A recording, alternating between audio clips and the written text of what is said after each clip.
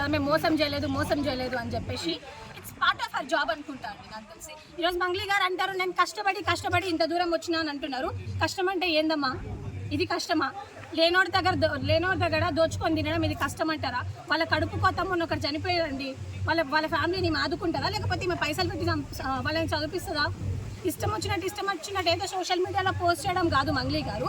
మీరు బయటకు రండి. ఈవెన్ నౌ ఇప్పుడు కూడా మేము రెడీగా ఉన్నాం. You can come out, you can ఒక డిస్కషన్ మాతో పెట్టినా కూడా వీఆర్ వెల్కమింగ్ యూ.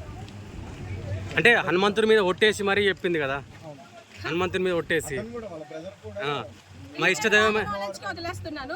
మీరే ఇందాకనే వాళ్ళ బ్రదర్ అన్నారు మాకు దీనికి ఎటువంటి సంబంధం లేదు, నేను హనుమంతుడి భక్తుని, నేను శివలాల్ భక్తుని, నేను తులజా భవాని భక్తులని ఇంకోసారి చెత్త మాటలు మాట్లాడితే మా దేవుళ్ళ మీద ఒట్లేసి చెత్త అబద్ధాలు చెప్తే మాది చెప్పు తగ్గుతుందని చెప్తున్నాను నేను వాళ్ళకి. చాలా సీరియస్ వార్నింగ్ చేస్తున్నా వాళ్ళ తమ్ముడికి కూడా. అసలు ఏమనుకుంటారంటే నాకు అర్థం కాదు.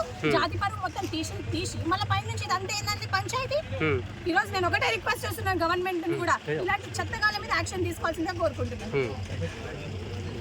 ఫేక్ అలిగేషన్స్, మేము ఎటువంటి ఫేక్ అలిగేషన్స్ ఇక్కడ చేయట్లేదు. ఇప్పటికి కూడా we are clear on our stand. Mangli garu is directly involved in this. ఏదో రిమాండ్ రిపోర్ట్లో ఆమె పేరు లేనంత మాత్రం అవ్వదండి.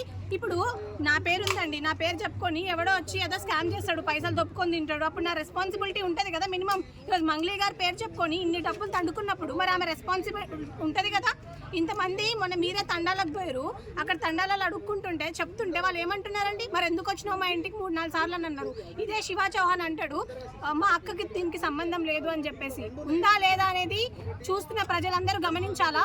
నేను ఒకటే రిక్వెస్ట్ చేస్తున్నా, I'm requesting the chief minister of Telangana Revanth Reddy గారు, ఎవరైనా కానివ్వండి, అది మంగ్లీ కానివ్వండి, ఇంకొకటి కానివ్వండి, ఈ రమావత్ మధు అనే పర్సన్కి అండ్ ఎవరైతే ఇందులో ఇన్వాల్వ్ అయి ఉన్నారో వాళ్ళంతటి ఎమ్మెల్యేలు కానివ్వండి, మినిస్టర్స్ కానివ్వండి, ఎంపీలు కానివ్వండి, ప్రతి ఒక్కరిని లాగాల్సిందిగా కోరుకుంటున్నాము.